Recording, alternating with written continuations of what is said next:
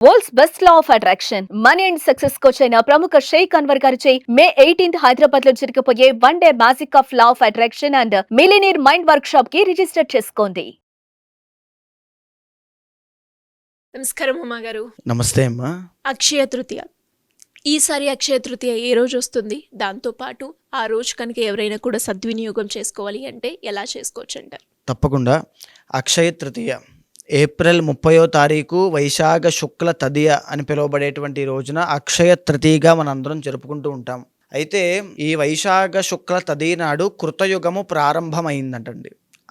అందుకోసమే ఆ రోజున మనం ఏ పుణ్య కార్యక్రమము చేసినా, ఏ దాన ధర్మములు చేసినా, లేకపోతే ఏ పరిహారములు చేసినా, పితృ తర్పణములు చేసినా, ఎలాంటివి ధ్యానము, జపము, హోమము ఏమి చేసినా సరే కోటి రెట్లు ఫలితాన్ని ఇస్తుంది. అంటే అక్షయం అవుతుంది. అందుకోసమే దాన్ని అక్షయ తృతీయ అని పిలుస్తూ ఉంటారు. అయితే జనరల్గానే యొక్క అక్షయ తృతీయ బుధవారము రావడం అనేటువంటిది చాలా రేర్ కాంబినేషన్, చాలా అరుదుగా వస్తూ ఉంటుంది. అందులోనూ అక్షయ తృతీయ రోహిణీ నక్షత్రంతో కూడి రావడం అనేటువంటిది ఇంకా అరుదుగా వస్తూ ఉంటుంది. అలాంటి కాంబినేషన్స్తో ఈ యొక్క సంవత్సరం ఏప్రిల్ 30వ తారీఖున అక్షయ తృతీయ వచ్చింది. చాలా మందికి ఉన్నటువంటి అపోహ ఏమిటి అంటే అమ్మ, అక్షయ తృతీయ నాడు బంగారము కొంటే అక్షయం అవుతుంది, చాలా ఎక్కువగా పెరుగుతుంది, మేము ధనవంతులు అవుతాం అనేటువంటి అపోహతో విపరీతంగా బంగారం కొంటూ ఉంటారు. కానీ అది నిజం కాదు. ఆ రోజున శాస్త్రము బంగారాన్ని దానం చేయమని చెప్పింది, భూమి దానం చేయమని చెప్పింది, గోదానము చేయమని చెప్పింది, లేని వాళ్ళకి అన్నదానము చేయమని చెప్పింది, జలదానము అంటే వాటర్ పంచమని చెప్పింది, చెప్పులు లేని వాళ్ళకి చెప్పులు ఇచ్చినా, పడుకోవడానికి వసతి లేని వాళ్ళకి ఒక దుప్పటో తలగడనో లేకపోతే ఏదైనా ఒక చాపో ఏదైనా ఇచ్చినా, లేకపోతే పెరుగు దానంగా ఇచ్చిన, గోధుమలు శనగలు ఈ రెండు, పెరుగు ఈ మూడు చాలా ముఖ్యమైనటువంటి అంశాలండి. గోధుమలు, పెరుగు, శనగలు ఎవరైతే అక్షయ తృతీయ నాడు దానంగా ఇస్తారో వాళ్ళకి శాశ్వతమైనటువంటి శివ సాయుధ్యము అనేటువంటిది లభిస్తూ ఉంటుంది. అయితే ఎవరైతే ఆ రోజున భోజనం పెడతారో, ఎవరైతే గోదానము చేస్తారో, ఎవరైతే భూదానము చేస్తారో, ఎవరైతే బంగారాన్ని దానంగా ఇస్తారో, బట్టలు లేని వాళ్ళకి ఎవరైతే వస్త్రదానము చేస్తారో, ఎండలో ఇబ్బంది పడుతున్న వాళ్ళకి గొడుగు దానంగా ఎవరైతే ఇస్తారో, వీళ్ళందరికీ కూడా వాళ్ళు పడేటువంటి దరిద్రములు, దోషములు, కష్టములు, క్లేశములు అన్నిటి నుంచి బయటికి రావడానికి, ఇమీడియట్ రిజల్ట్స్ రావడానికి అక్షయ తృతీయ నాడు చేసేటువంటి ఈ దాన ధర్మములు పనిచేస్తాయి. అయితే మనం బాగా చూస్తే పితృదోషము అనేటువంటి ఒక దోషం ఉంటుందండి. దానివల్ల వివాహం కాని వాళ్ళు ఉంటారు, దానివల్ల సంతానము కలగనటువంటి వాళ్ళు ఉంటారు, దాని మూలాన సెటిల్మెంట్ లేకుండా ఇబ్బంది పడేవాళ్ళు, యాక్సిడెంట్స్ అయ్యేవాళ్ళు, కోర్టుల్లో కేసులు ఇరుక్కునే వాళ్ళు చాలామంది ఉంటారు.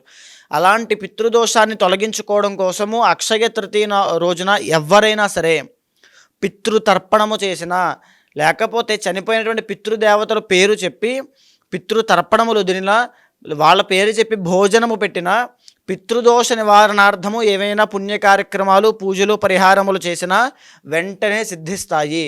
అటువంటి గొప్ప తిథి అక్షయ తృతీయ. మనం బాగా చూస్తే అమ్మా, కుజదోషము, కాలసర్పదోషము అని రెండు ఉంటాయి. దాని మూలాన వైవాహిక జీవితంలో ఇబ్బంది పడుతున్నటువంటి ఆడవాళ్ళు చాలామంది ఉంటారు. భర్త సరిగ్గా పట్టించుకోవట్లేదు, అత్తగారి తరపున వేధింపులు, భర్త యొక్క ఆరోగ్యం బాగోట్లేదు, ఆర్థిక పరిస్థితి మెరుగ్గా లేదు, బాగా అన్నిటికంటే ముఖ్యమైనటువంటి సమస్య సంపాదించిన డబ్బు సంపాదించినట్టుగానే ఖర్చు అయిపోతుంది, రూపాయి కూడా నిలబడట్లేదు. ఈ ప్రాబ్లంకి కూడా సొల్యూషన్ అక్షయ తృతీయే. ఇలాంటి పుణ్యతిథులు, పుణ్య నక్షత్రములు, పుణ్యవారములు కలిసినటువంటి రోజున ఏదైతే మనము పుణ్య కార్యక్రమాలు, దాన ధర్మములు చేస్తామో మన కర్మ అనేటువంటిది నాశనం చేసుకుంటాము.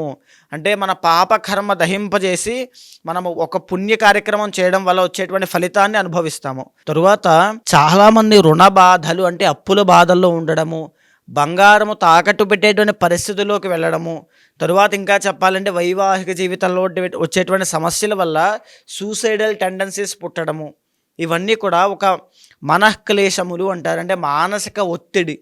ఇవన్నీ కూడా తీవ్రంగా ఇబ్బంది పడుతున్న వాళ్ళు కూడా అక్షయ తృతీయ నాడు కనుక పరిహారములు పర్సనల్ చార్ట్ ద్వారా చేసుకుంటే ఇమీడియట్ రిజల్ట్స్ అనేవి వెంటనే వాటి నుంచి బయటకు రాగలుగుతారమ్మా. కుంభరాశి వారు ఎవరైనా కూడా ఈ అక్షయ తృతీయ రోజు ఉపయోగించుకొని వారు ఏదైతే సమస్యలు ఎదుర్కొంటున్నారో దాన్ని క్లియర్ చేసుకోవాలి అంటే ఎలా ఉంటుందండి? తప్పకుండా అమ్మా.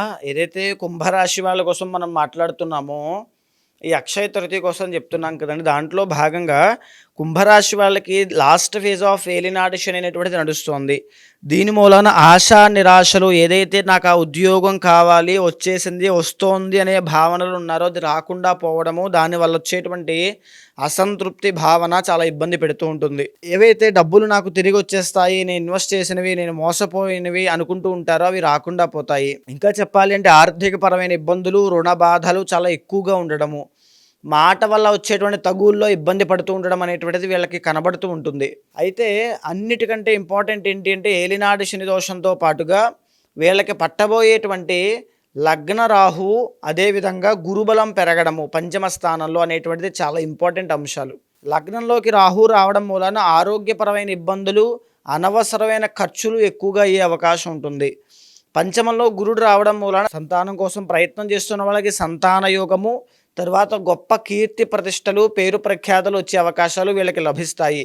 అయితే ఏదైతే ఏలినాడు శని లాస్ట్ ఫేజ్లో సంచారం చేస్తుందో ఆ శని భగవానుడు ఇక్కడ పట్టేటువంటి గురుని కూడా, అంటే గురుబలాన్ని కూడా వీక్ చేస్తూ ఉంటారు. దాని మూలన ఆర్థిక సమస్యల్లో ఎక్కువగా ఇబ్బంది పడే అవకాశం ఉంటుంది. కుంభరాశి వాళ్ళు ఈ వీడియో చూస్తున్నట్లయితే తప్పకుండా అక్షయ తృతీయ రోజున మహాలక్ష్మీదేవి యొక్క ఆరాధన చేయండి. గురుబలాన్ని ఇంకా పెంచడం కోసం, రాహుగ్రహ దోషం పోవడం కోసం చండీ హోమము కానీ, చండీ సప్తశతీ పారాయణ కానీ చేయండి. శ్రీదేవి ఖడ్గమాల స్తోత్రం కానీ చదవండి. తరువాత విష్ణు సహస్రనామ పారాయణ, లలితా సహస్రనామ పారాయణ తప్పకుండా చేయండి. కుంభరాశి వాళ్ళు ఇంకా బెటర్గా ఉండాలి మా లైఫ్లో అనుకుంటే కనుక, అంటే యాక్చువల్గా కుంభరాశి వాళ్ళకి the original 4th and 9th lord శుక్రుడు అవుతారు. అంటే వీళ్ళ జాతకం మారాలి అంటే శుక్రబలం చాలా బాగుండాలి.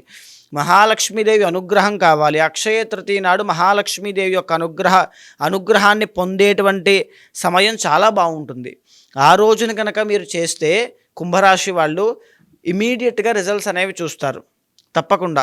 దీంతో పాటుగానే లగ్న అంటే 1st and 12th lord ruled by Shani కాబట్టి కోర్టు వ్యవహారాలు, కేసులు, అనుకోని తగాదాల్లో ఇరుక్కోవడము, వెన్నుపూసకు సంబంధించిన ఇబ్బందులు, డయాబెటీస్, కీళ్లవాతము, జాయింట్ పెయిన్స్, సయాటికా, స్పాండిలైటిస్ సమస్యల్లో ఇబ్బంది పడుతూ ఉన్న వాళ్ళు, గ్యాస్ట్రిక్ ట్రబుల్తో, రెస్పిరేటరీ ప్రాబ్లమ్స్తో ఇబ్బంది పడుతూ ఉన్న వాళ్ళు, ఇంకా చెప్పాలి అంటే అధికమైన కోపము, ఆ కోపముతో వచ్చేటువంటి సమస్యలు, వాటి ద్వారా ఇబ్బంది పడుతున్న వాళ్ళు తప్పకుండా అక్షయ తృతీయ నాడు మీ యొక్క పర్సనల్ చార్ట్ చూసుకున్న తర్వాత దశ అంతర్దశలు బట్టి వచ్చేటువంటి ఆ గ్రహాల యొక్క అధిదైవాలకి సంబంధించిన శాంతి పూజలు వెంటనే ఆచరించండి. దీని మూలాన ఏదైతే సమస్య వల్ల మీరు బాధపడుతూ ఉన్నారో శీఘ్రమే వెంటనే దాని నుంచి ఉపశమనం పొందుతారు.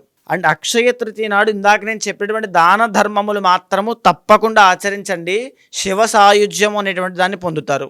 ఎలా అండి ఎవరికైనా కూడా అంటే అక్షయ తృతీయ రోజు ఉపయోగించుకొని వాళ్ళు ఏదైతే సమస్యను ఎదుర్కొంటున్నారో దానికి సంబంధించి వారి యొక్క రాశులు, అలాగే వారి యొక్క పర్సనల్ చార్ట్ చూపించుకొని దానికి పరిష్కారం చేసుకోవాలి అంటే ఎలా ఉంటుంది? తప్పకుండా అమ్మ, మనం మాట్లాడుకునేటువంటి అంశం అంతా కూడా గోచారానికి సంబంధించిందండి. అయితే పర్సనల్ చార్ట్ అనేటువంటిది చాలా డిఫరెంట్గా ఉంటుంది. ఎవరైనా అలాంటి వాళ్ళు ఉంటే ఖచ్చితంగా మీకు కింద కనిపించే నెంబర్కి కాల్ చేసి పూర్తి వివరాలు తీసుకోవచ్చమ్మా. ఎందుకు అని అంటే గోచారము, గ్రహచారం అని రెండు వేరువేరుగా ఉంటాయి. మీ పర్సనల్ చార్ట్లో ఏవైతే దోషాలు ఉంటాయో అవే మిమ్మల్ని కర్మ ద్వారా వచ్చినటువంటి దోషములు పట్టి పీడిస్తూ ఉంటాయి, కష్టాలకి దారితీస్తూ ఉంటాయి. ఏదో కష్టం వచ్చింది, ఏదో బాధ వచ్చిందంటే దానికి కారణం ఏదో ఒక కర్మ ఉంటుంది, దాన్ని ఇండికేట్ చేసేటువంటి ఒక గ్రహం ఉంటుంది. ఎప్పుడైతే ఆ గ్రహానికి సంబంధించి ఆధిపత్యాన్ని వహించి అధిదైవాలకి సంబంధించిన పరిహారములు ఇలాంటి పుణ్యతిథుల్లో చేస్తామో వెంటనే ఆ ప్రాబ్లం నుంచి బయటపడతాము. సో అలాంటి వాళ్ళు ఎవరైనా ఉంటే తప్పకుండా మీకు కింద కనిపించే నెంబర్కి కాల్ చేస్తే మా వాళ్ళు మీకు పూర్తి వివరాలు అందిస్తారు. తప్పకుండా మాట్లాడి ఆ పరిహారములు చేయించి మంచి రిజల్ట్స్ వచ్చేలా చేస్తాను. థ్యాంక్ యూ అండి. Thank you so much. నమస్తే అమ్మా.